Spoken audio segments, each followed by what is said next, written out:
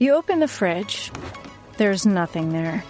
So what's it gonna be? Greasy pizza? Sad drive-thru burgers? Dish by Blue Apron is for nights like that. These are the pre-made meals of your dreams. At least 20 grams of protein, no artificial flavors or colors, no chopping, no cleanup, no guilt. Keep the flavor. Ditch the subscription. Get 20% off your first two orders with code APRON20. Terms and conditions apply. Visit blueapron.com/terms for more. Bonjour, ici Patrick Pierrat, éditeur d'InfoBref. Le bulletin InfoBref d'aujourd'hui vous est offert par le réseau Action TI. Voici l'essentiel des nouvelles en ce jeudi 26 février. Tout accord commercial entre le Canada et les États-Unis devrait inclure des droits de douane. C'est ce qu'a dit à CBC Jamieson Greer, le ministre américain du Commerce international qui sera le principal négociateur américain lors de la future révision de l'accord Canada-États-Unis-Mexique, la CEUM. Greer a affirmé que si le gouvernement Carney souhaitait conclure un accord commercial avec Washington, il devrait accepter des droits de douane plus élevés qu'actuellement, y compris dans le cadre de l'ACEUM, et ouvrir certains marchés, comme celui des produits laitiers, aux entreprises américaines. Des accusations contre Trump auraient été retirées du dossier Epstein.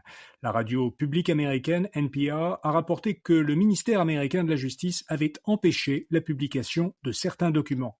Parmi eux, il y aurait les accusations d'une femme ayant déclaré qu'elle avait été agressée sexuellement par Donald Trump dans les années 1980, alors qu'elle était mineure. Selon le New York Times, des notes du FBI sur des interrogatoires de la plaignante effectués en 2019 feraient partie des documents liés au dossier Epstein, mais qui n'ont pas été publiés.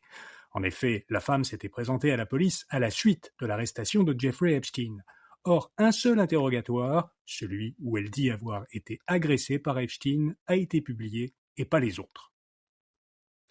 Le Canada va envoyer de l'aide alimentaire à Cuba. Le gouvernement fédéral a annoncé qu'il allait débloquer immédiatement 8 millions de dollars pour améliorer la sécurité alimentaire et nutritionnelle des Cubains vulnérables.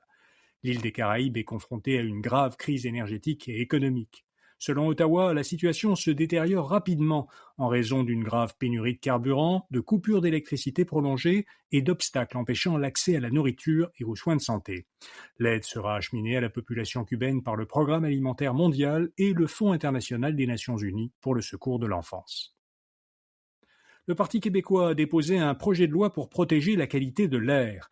Les péquistes proposent au gouvernement de se doter d'une stratégie nationale sur la qualité de l'air. Les trois objectifs de cette stratégie seraient de diffuser de l'information en temps réel sur la pollution de l'air, d'assurer le respect de normes de qualité de l'air et de mettre en place des mesures pour prévenir et atténuer les impacts sur la santé. Selon Santé Canada, la pollution de l'air cause chaque année au Québec environ 4000 décès prématurés. Un mot maintenant de notre commanditaire. Votre organisation a mené un projet en technologie de l'information dont elle est fière. Depuis les 39 dernières années, les Octas soulignent l'excellence, l'innovation et le savoir-faire des équipes qui transforment le Québec grâce au TI. Besoin d'aide pour soumettre votre candidature? Nous avons des mentors pour vous accompagner. Déposez votre candidature d'ici le 20 mars 2026. Suivez le lien dans la description de cet épisode. La Caisse a l'an dernier fait moins bien que son indice de référence. Le portefeuille de l'institution, qu'on appelait auparavant Caisse de dépôt et placement du Québec, a réalisé en 2025 un rendement de 10,9%, alors que le rendement de son indice de référence a été de 11,8%. C'est la troisième année consécutive que l'institution québécoise a fait moins bien que l'indice qui lui sert de point de comparaison. Si l'on compare le rendement de la Caisse a obtenu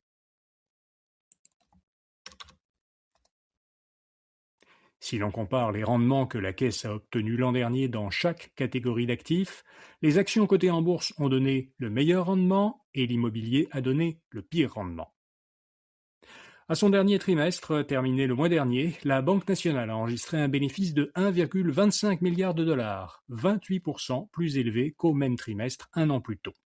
La Banque montréalaise explique en partie sa bonne performance financière par l'intégration de la Banque canadienne de l'Ouest qu'elle a achetée l'an dernier.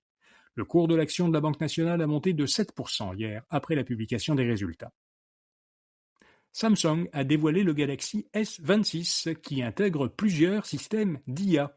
Contrairement à la précédente génération du Galaxy, qui utilisait par défaut l'intelligence artificielle Gemini de Google, La plus récente version du téléphone phare de Samsung contient 3 systèmes d'IA distincts.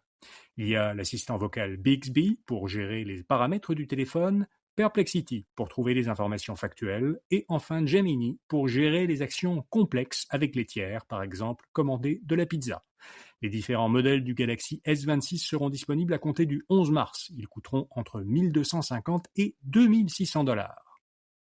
Et puis, quelles sont les marques les plus influentes au Québec ? Eh bien, Google est la marque qui a le plus d'influence auprès des Québécois, selon un sondage Ipsos réalisé l'automne dernier. Amazon, une autre entreprise américaine, occupe le 2e rang, et cela malgré la vague de mécontentement à laquelle elle a fait face l'an dernier, après avoir fermé ses installations dans la province. Jean Coutu est la première entreprise québécoise du classement, elle est au 3e rang. Vous pouvez voir le classement complet à infobref.com ou en suivant un lien dans la description de cet épisode.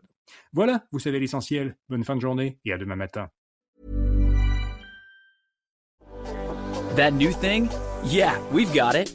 The Drop by GNC, bringing you all the newness that matters. Handpicked by the pros who actually know what's up and what's proven to work. We keep you on top of the trends and dialed into what's next. Whether you're crushing it at the gym, leveling up your game, or thriving every day, The Drop by GNC is where the latest solutions in health and wellness land first. Non-stop innovation and fresh finds daily. Explore what's new and what's next on The Drop by GNC.